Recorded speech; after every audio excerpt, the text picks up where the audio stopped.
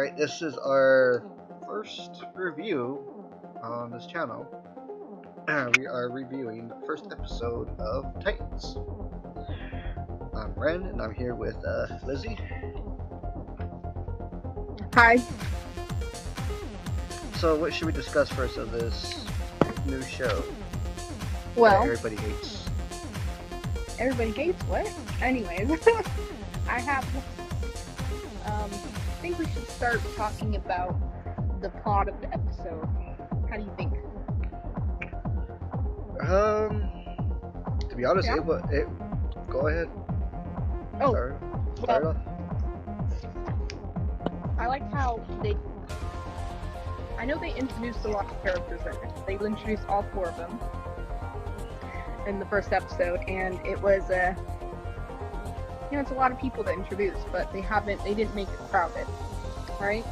So they always had 2 congruent storylines going on. They started off with Robin and Raven, and it was just those 2 for a little bit. As soon as those 2 storylines merged into one, they then introduced another storyline along with it so they could continue having 2 congruent storylines.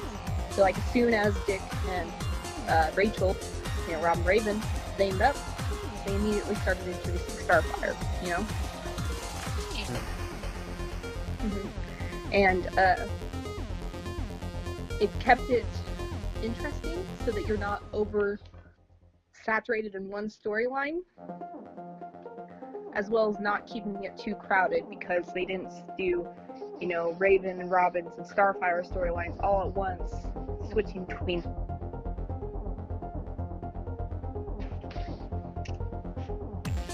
You know what I mean? Yeah. But the whole plot of the episode just revolves around Raven. They made that very obvious from the beginning when it opens with her and the dream sequence, and every single character besides, Beast Boy at the end, who's just, they show a little hint of, every single one of them has a connection to her by the end of the episode.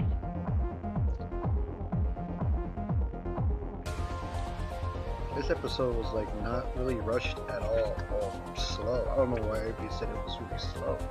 I thought it was a good pace. Yeah. It was a good pace. It would have been, I'm not sure why they say it's slow. I think maybe it's just slow because first half of the episode, maybe the first quarter of the episode. No, the first third of the episode is going in between Robin and Raven until the point when they meet each other. Yeah, and when he starts finding those studs that everybody got mad about that he killed, but he actually didn't kill anybody. He just badly hurt. Yeah, because the episode doesn't shy away from when someone's killed, because you see when Raven's killed somebody, you see when Starfire's killed somebody, which was epic. Yeah. There was 4 people she's killed. She's killed the most people so far. Oh yeah. And they literally, they're dead. There's no getting around it. But with the wounds that Robin took down, they don't confirm that they're dead. They don't show that they're dead in the same way that they showed the Starfire's and Raven's deaths. So it's more than likely he didn't kill somebody. He just beat them so bloody that they couldn't move, and they're probably just permanently damaged. Oh yeah. And that fight scene with Robin and the thugs, that's like Arkham City style combat, which I liked a lot. And he did fight like Robin.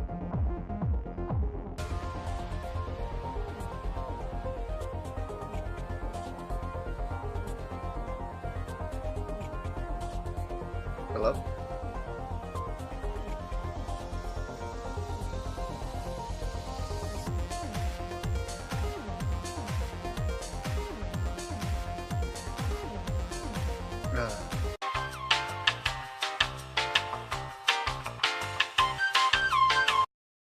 Fighting. It was like Arkham City. Oh, well, I don't know that. I was more along the lines of, it was as brutal as Batman would be. You know? Oh, well, yeah, you could straight out tell he was trained by him. Right. like side influences, like, oh, his fighting style is compared to this video game or this comic book. Like, I don't have any of that. But I can tell that they got his fighting down to it. The only thing I feel like is missing, but it's because he's not really, you know, in the headspace to be doing it. It's like the less acrobatic moves and stuff that he usually does. Yeah, probably do it later on though. Oh yeah, they'll probably pick it up later on. But I like how, like, I don't know, I was going through Twitter and people were discussing how they don't like how Robin is, and they don't understand the rage issues he has. I mean, he threw hints at his partner of what happened. Right. You know, he looked up to Batman, he wanted to be like him, but then he started seeing some methods that he did not approve of because maybe Batman originally told him not to kill.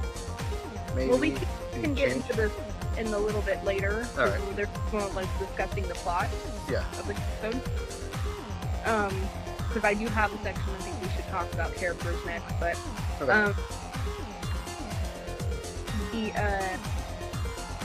The overall plot, though, in regards to it, moves off and hands it on Nightwing there for a second. No, Nightwing, I said. Anyways, they did do the whole, you get more questions than answers when you watch this episode to keep you watching. Because they answer I feel like they don't answer any questions.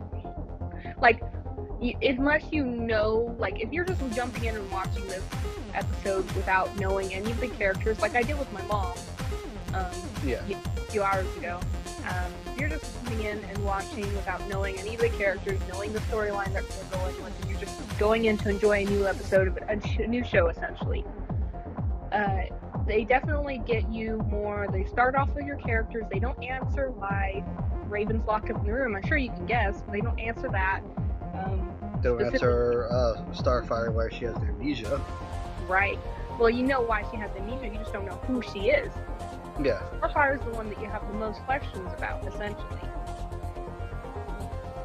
You don't know anything about her besides her name is Corey Andrews, and she is interested in Raven Roth.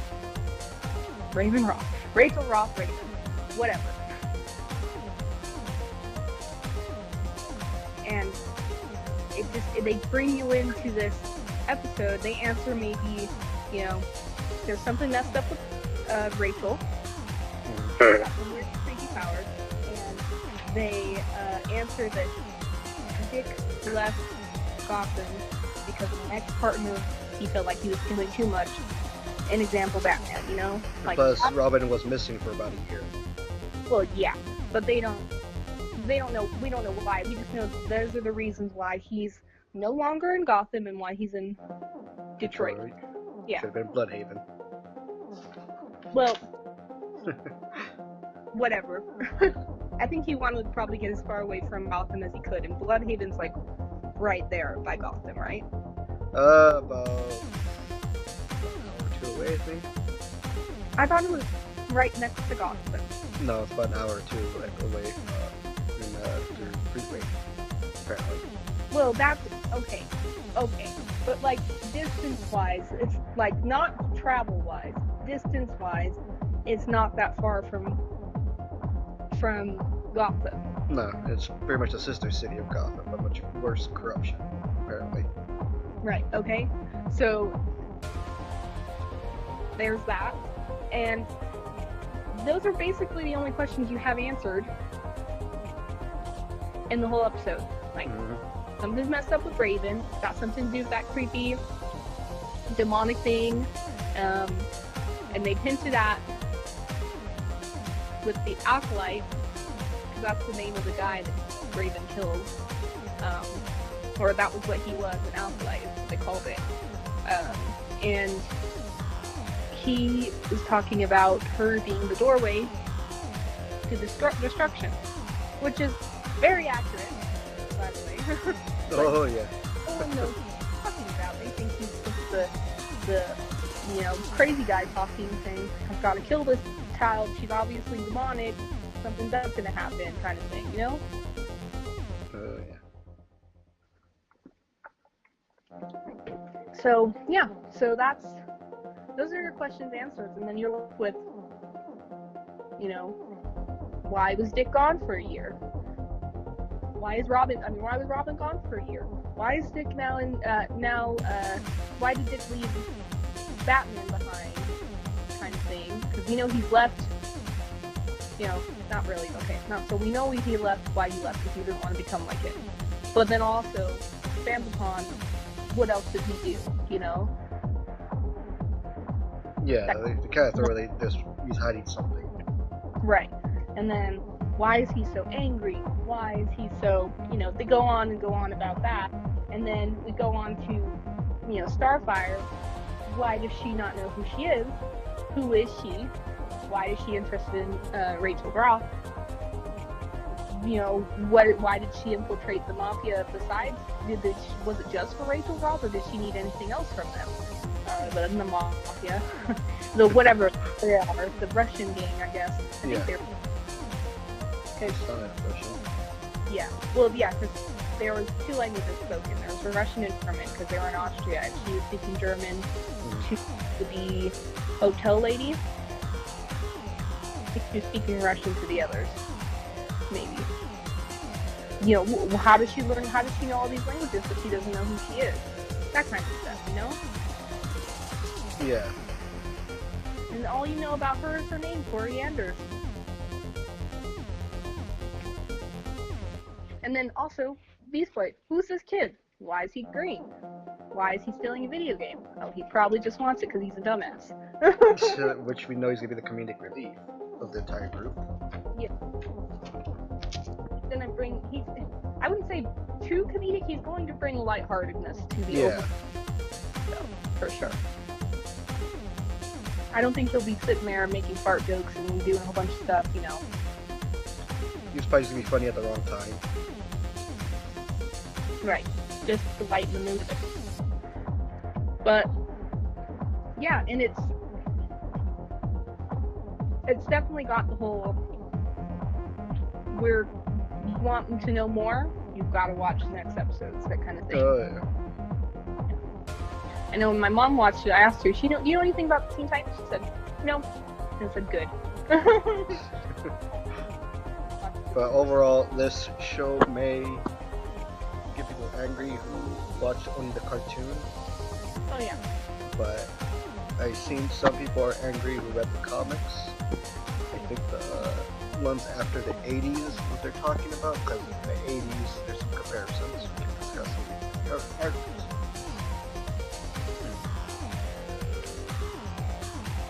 Well, really though, if you're just going in to watch it to just compare it to whatever you knew the Teen Titans from, don't do that.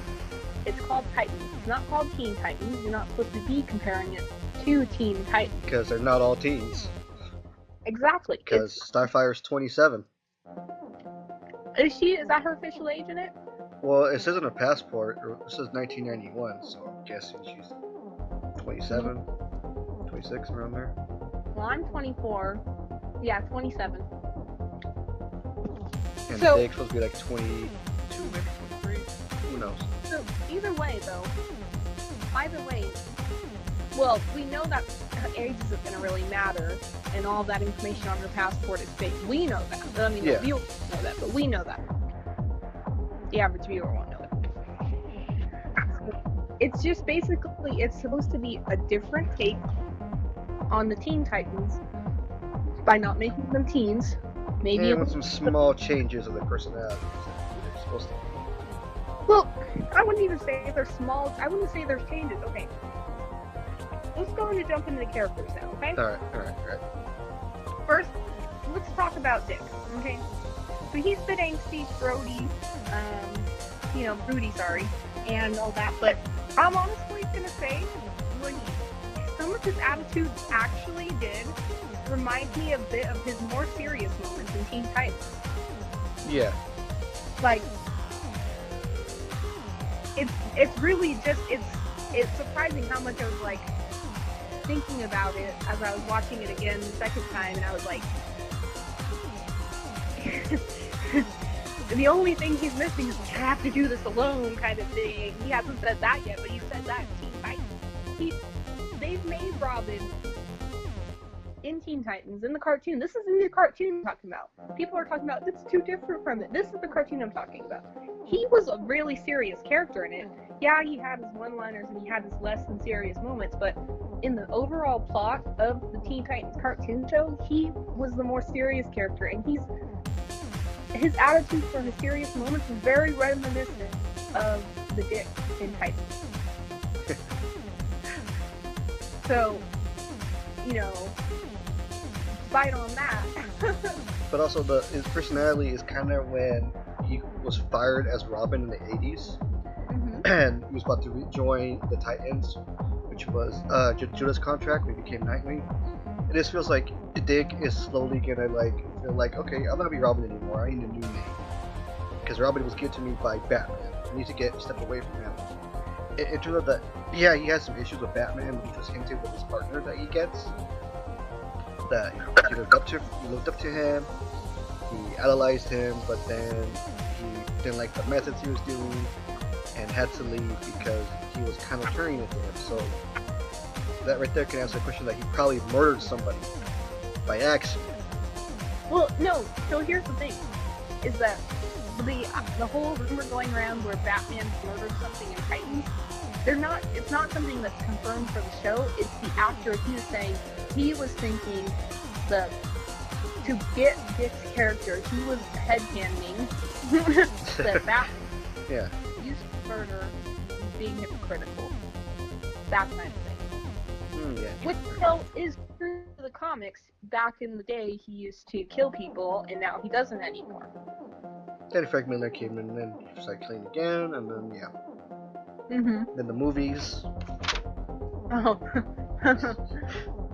He always kills people in the movies, I feel like. Yeah, but like I say, though, I do love the Robin suit.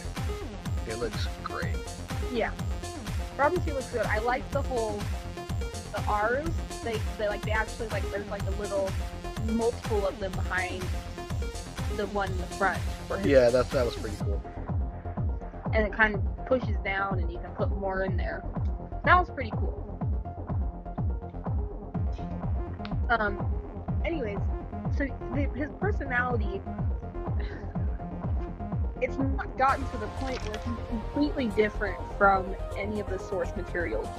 He just isn't doing one-liners or jokes or anything like that, which I feel like, based off the promo videos that we've seen, he's going to do that. That's part of his charm. He's pretty much has the big Grayson charm. He's funny, and then ladies' man. Loosened up yet? He hasn't. He's not relaxed around anyone. He's not feeling comfortable around anyone. And once he gets to that point, which he will, later on, he'll be able to do those jokes and those one-liners that he usually do. Right now, he doesn't know anybody. He's not comfortable with anybody. He doesn't trust anybody there. He has so many trust issues from Batman that he's not feeling comfortable, so he's going to be angsty, grody, and just closed off. And you just have to realize, if you're around people that you can't trust, he's not the person that would just throw out jokes. But it's pretty interesting how he was skeptical of Raven was telling him. And how he thought, okay, somebody sent him over here. Right. Because if he was with Batman for so long, he would have known, okay, magic and the supernatural exists, but this feels like, no, they're not going to touch on that. It's going to be more like when Dick Grayson is going to first experience the supernatural and the cults. Which, well, it didn't seem, he didn't believe her because he had no, proof. She was just coming in, spouting off things about his past, and then slowly, when she starts getting into more detail about it, and then when she touches the can, it's not like he doesn't believe in the supernatural, and he probably believes her then, but he's too freaked out by this person knowing so much about him. Yeah, like a stalker. And then he gets the bomb drop that her mom's dead, and he's like, okay, I need to check on this. I'm going to go back to my training. I'm going to be a detective. I'm going to get someone to go take a look at it, check it out, get some, affirmative on it, and then I'm going to go back to her and ask questions. he was reverting back. He was so freaked out that he was reverting back to his training. Yeah. So it wasn't a matter of believing her. It was a matter of getting confirmation and then going back to her and trying to get her sorted, and then she gets taken. So I wouldn't say that he was just, you know, he didn't believe in supernatural or anything like that. I'm sure he knows what it is. Well, you know, I said that he was becoming like Batman. That's what Batman was too. He was really skeptical of supernatural. So I feel like that's how it looked like that he was skeptical. Like, you know, he's never met a person that can read minds or have like visions. Because I'm curious on how he's gonna react when he meets Starfire. Well, with Starfire, it's going to be a bit different because she's not aware of her heritage.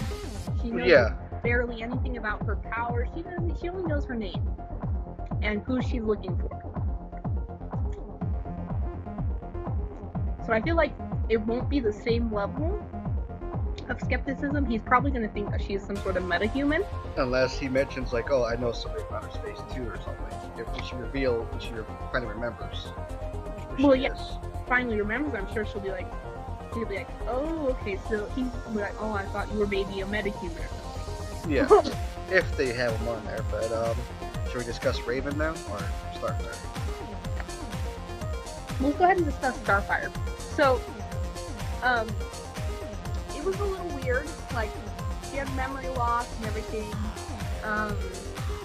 I have mixed feelings about it. On one hand, I feel like she was two different people. So on one hand, she was, you know, cold, calculated. You know, she was on a mission kind of thing. On the other hand, she would be like, you know, doing like these little acting moments where she'd be with like talking to the concierge lady. Yeah. That felt like acting to me as opposed to her real personality. Well, it reminded me of both of her 80s counterpart and her New 52. Because in the 80s she was kind of charming and joyful, but while the New 52 she was really serious and a bitch. Which didn't get me mad when I first saw the parts and all that. But if those don't know how she knows fluent, whatever language, first language, German and Russian. It was German, and then because Austrians speak German. Yeah. It's because she probably kissed him, which is her to be able to communicate in their language. Right. And if those who've seen the Judas Contract movie, when she first met Robin, she kissed him and learned English. Same thing with one of the episodes of the Teen Titans cartoon when she was being attacked. She kissed Robin and then suddenly learned English. It's one of her abilities. Right.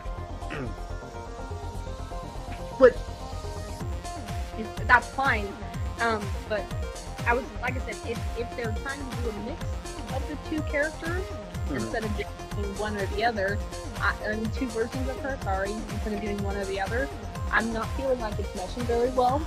Like, I like her character overall, I like the plot line for her, but I feel like the two personalities that she's flip-flopping from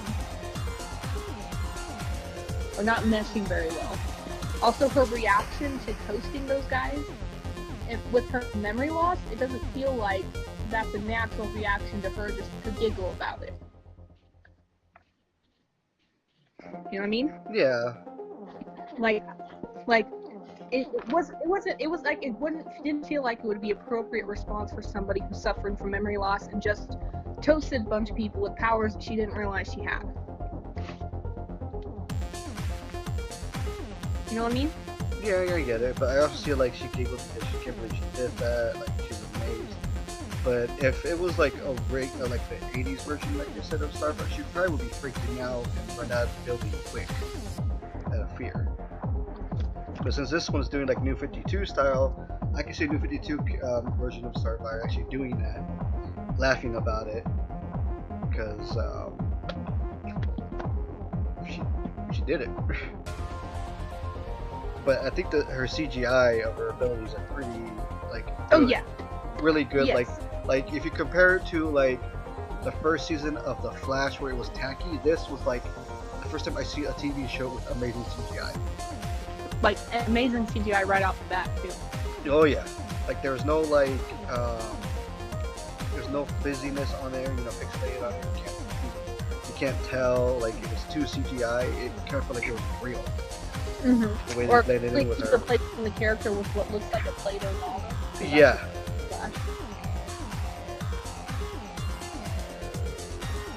Yeah, I feel like I need to get a better feel of Starfire's meshing of her personality. Because yeah, I hope they do that in the second episode. Yeah, it felt very snatched to me. Anyways, next I have Raven. To be honest, she was pretty good. Yeah, she is exactly how I thought she would be based off of the promos and the trailers. Like, her personality, I predicted would be exactly like that. She's a scared child who doesn't know what's going on. Her mother just got killed, and she doesn't know her powers, doesn't know where they from. Thinks for her, because it's brought her nothing but pain. It's gotten to the point where it's she hasn't gotten to the point where she's the Raven we're familiar with, because she's just brand new to her powers. She doesn't know where they come from. Like, I think that her personality is spot on for a girl who's supposed to be 14? Something like that. 13? A girl in her age, in her situation, acting like a scared child is exactly how she should be acting. I am not surprised she's not acting exactly like the Raven that we are familiar with in the TV show and the comic books and all that. She kind of reminds me of the new comic book we have last year, the 6-mini issue run by Mark Wolfman, one of the co-creators. Because I had her in high school and she was scared of everybody and was fearing for her life because she had something inside of her, which was like a split personality.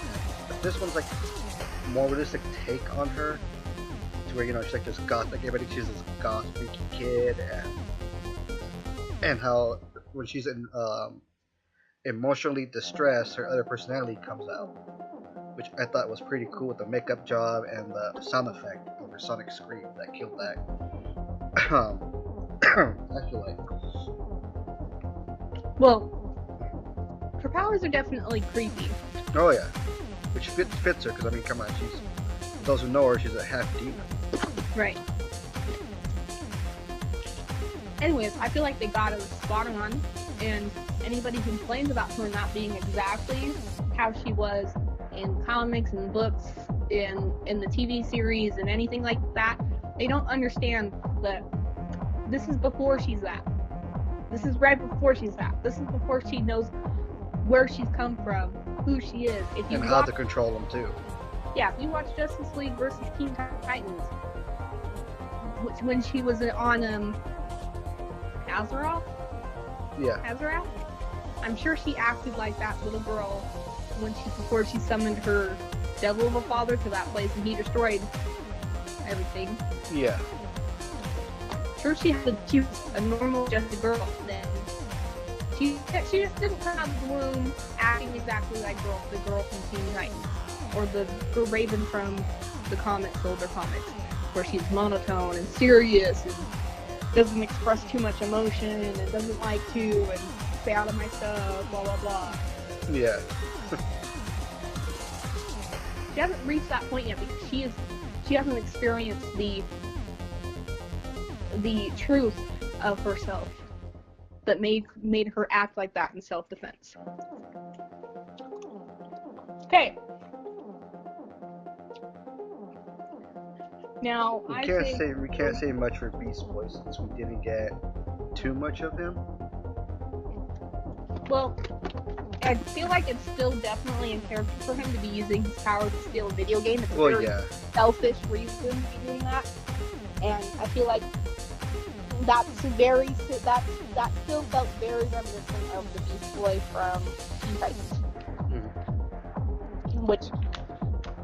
And the only reason why I'm mentioning Teen Titans so much is because that's, the people who would watch Teen Titans get, right? Yeah. And just the minute and a half or whatever we saw of him, he didn't speak.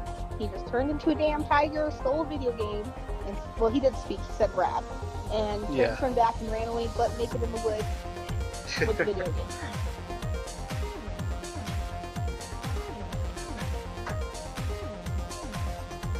So pretty good to me, but we'll find out more in the next episode for sure.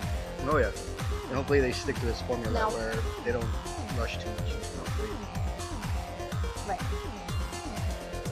Now, the next part I feel like is the feel of the show itself, and the effects and everything, like the overall feel of it as you're watching it, how you are taking it in, all the effects and the actual emotion of the show. So, one, it felt less violent than Daredevil. Yeah, right? I agree with that. Like, when I first saw the trailer, I was expecting like a Daredevil kind of violence with the action, but it was like about 25% of it, because we only see Robin fight. That's it. We don't see more of everybody else's part. But I'm hoping we get more choreography with Robin, the acrobatics that he's known for. But the F-bomb was the only thing on there that was bad towards people, and I didn't mind it. Yeah, but, language wise, definitely. Yeah, I didn't hear no son of a bitch or hell or the basic TV cussing. Like, there's cussing in Russian. I saw maybe like the B word being thrown at Starfire twice. Oh, that's nothing. But that's nothing. It didn't translate, so you can watch it without, having to hear it. Like, they did translate it, but you don't have to hear it, that kind of thing. Yeah. And it's just, overall, it's a mature show in the sense that the themes of it are mature, but I would say that the violence, like I said, is less than Daredevil. Plus, it fits well with the Arrowverse, the way of storytelling. Seriously, that's true. Like, you could just have more showing and breaking the bones and everything. Yeah. Than Arrow does. And that's about it.